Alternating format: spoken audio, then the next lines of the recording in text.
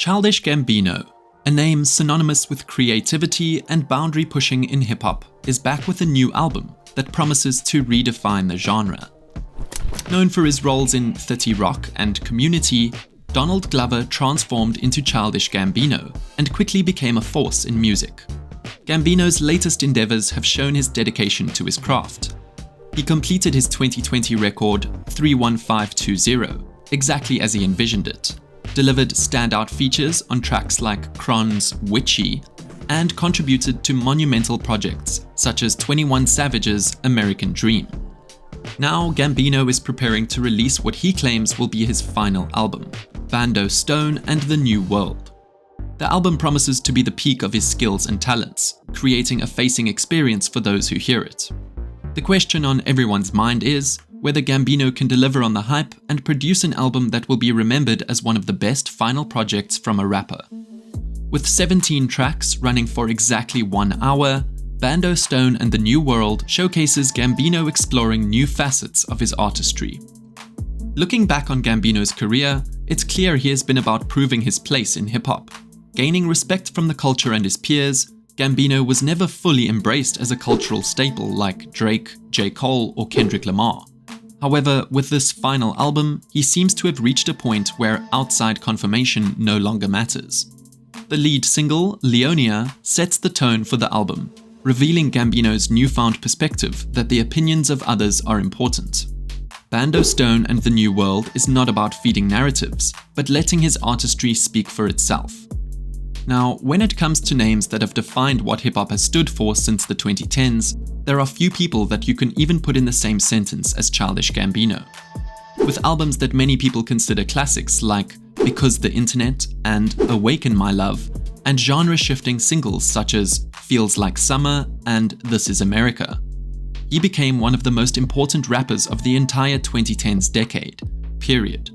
Fast forward to today, aside from having multiple albums that people consider to be classics, multiple #1 hits, and just about one of the most decorated rappers in terms of awards and acclaim, Gambino has not been respected by the larger portion of hip-hop culture for being the generational artist that he truly is. People's own blindness.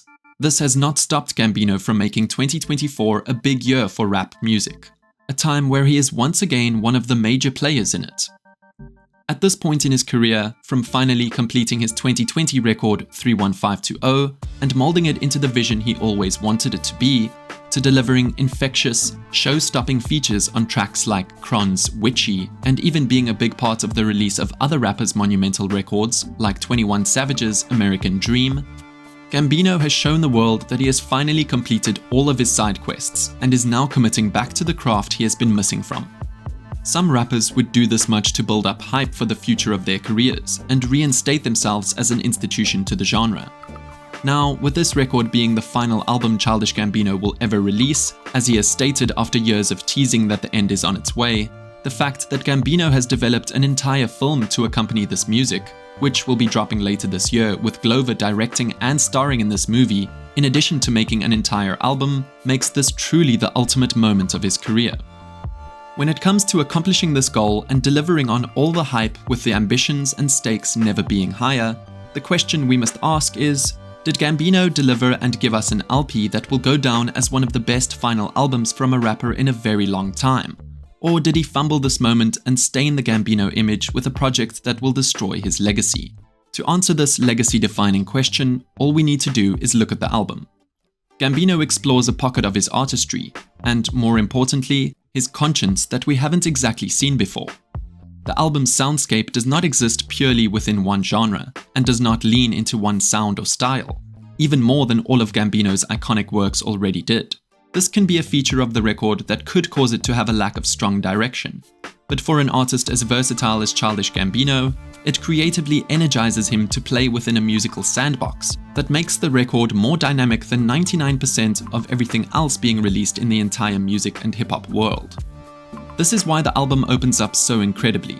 From the experimental production and intense rapping on the intro track, to the larger-than-life ballad of Leonia, to the faint but soothing singing on Survive, Gambino's ability to take on any creative risk he wants at any time and stand on the confidence of his own vision.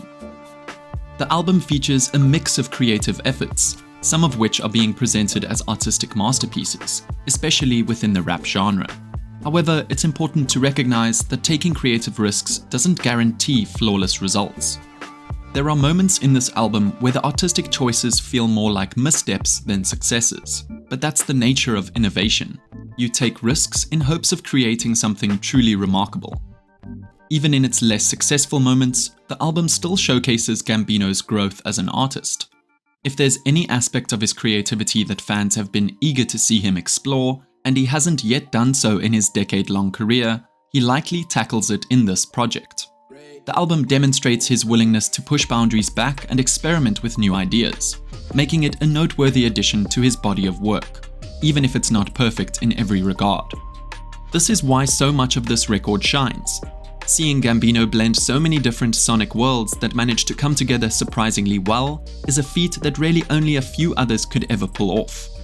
With all of the emotional and musical ups and downs on this album, it's genuinely beautiful at times to hear just how far Gambino can go in terms of engulfing listeners into an experience that is so dynamic and fleshed out. When we look at the grand scheme of final albums and projects that have been meant to send off rappers, whether they last or not, this is one of the most valuable. Now, if we go back in time to when Gambino's rap career began, everything was always about proving that he could exist in the space known as hip-hop.